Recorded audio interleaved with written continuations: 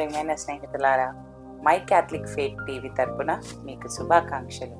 నేను మీ కావ్య. ఈ లోకయాత్ర ఎపిసోడ్లో ఈరోజు నేను మీతో మాట్లాడే అంశం మొబైల్ ఫోన్ బానిసలు. ఈ రోజుల్లో సాతాను మన విశ్వాసాన్ని లాక్కోవడానికి ఎప్పుడూ పెద్ద పెద్ద ఆయుధాలు ఉపయోగించడం లేదు.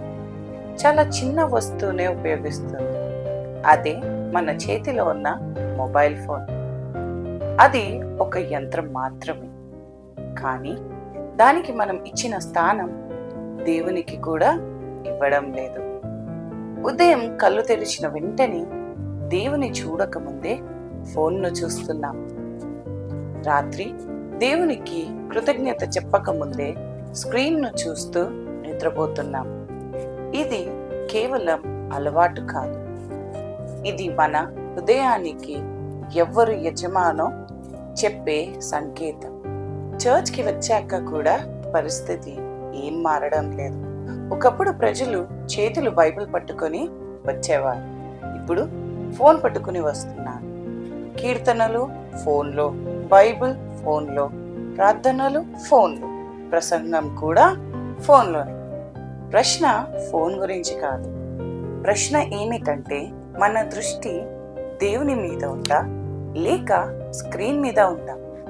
ఒక నోటిఫికేషన్ శబ్దం వినిపిస్తే దేవుని స్వరాన్ని వదిలి వెంటనే మనం స్క్రీన్ వైపు తిరిగే మనస్సు మనది. నిజంగా ఎవరిని ఎక్కువగా గౌరవిస్తున్నాం? మనం పవిత్ర బలిలో పాల్గొంటున్నామా లేక స్క్రీన్తో పోరాడుతున్నామా? బయటకు చూస్తే మనం చర్చ్లో ఉన్నట్టే కనిపిస్తున్నాం, కానీ మనసు మాత్రం social media, chats, reels, messages మధ్య తిరుగుతూనే ఉంటుంది.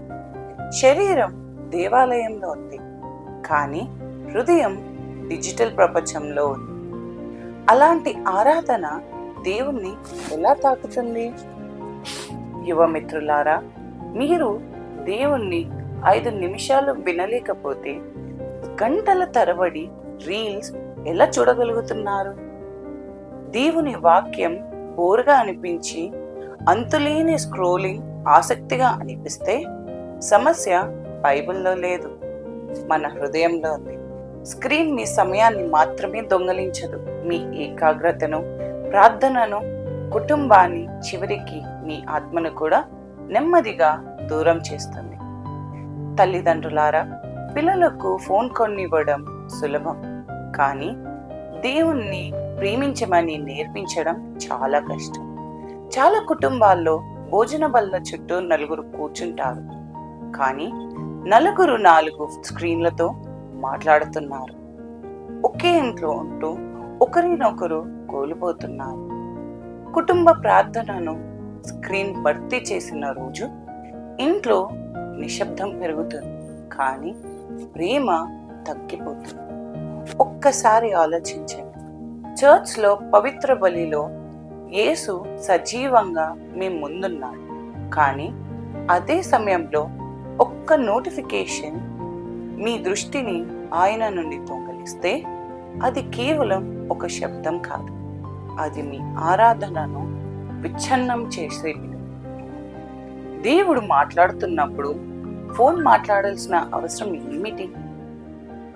ఫోన్ను ఉపయోగించడం తప్పు కాదు, కానీ ఫోన్ లేకుండా ప్రార్థించలేకపోవడం, ఫోన్ లేకుండా కీర్తన పాడలేకపోవడం, ఫోన్ లేకుండా దేవుని వాక్యాన్ని చదవలేకపోవడం మనల్ని మనమే ప్రశ్నించుకునే విషయం. ఫోన్ మనకు సహాయకుడిగా ఉండాలి, మన విశ్వాసానికి ఊతకర్రగా కాదు.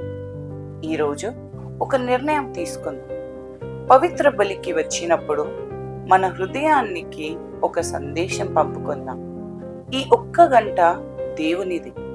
ఫోన్ సైలెంట్లో ఉండాలి, మనసు దేవుని స్వరాన్ని వినాలి. ఎందుకంటే దేవుని సన్నిధిలో స్క్రీన్ వెలుగు కాదు, క్రీస్తు వెలుగు మన జీవితాన్ని మార్చుతుంది. వచ్చేవారం మరొక అంశంతో మళ్ళీ కలుద్దాం. మీ కావ్య. ఈ లోకయాత్రలోనే సాగుచుండా, ఈ లోకయాత్రలోనే సాగుచుండా ఒకసారి నవ్వు ఒకసారి ఏడ్పు ఒకసారి నవ్వు ఒకసారి ఏడ్పు అయినాను క్రీస్తేసు నా తోడనుండు అయినాను క్రీస్తేసు నా తోడనుండు ఈ లోకయాత్రలోనే సాగుచుండా ఈ లోకయాత్రలోనే సాగుచుండా